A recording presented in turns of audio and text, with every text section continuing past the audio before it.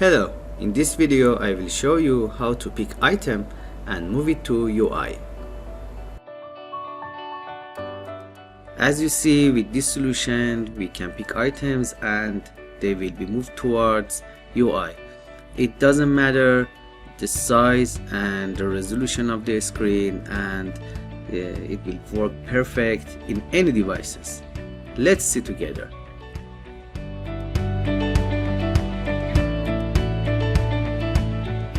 In this case, we have an image and a text object that will show the count of the heart, and also we have a moving image that will show to the UI.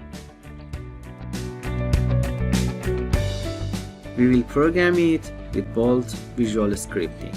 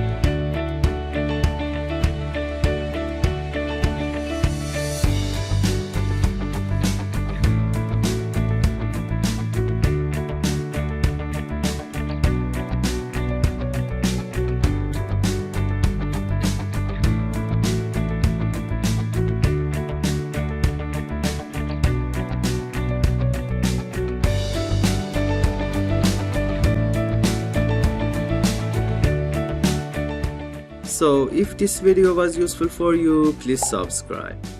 I have a lot of tutorial that I will publish them soon. Good luck.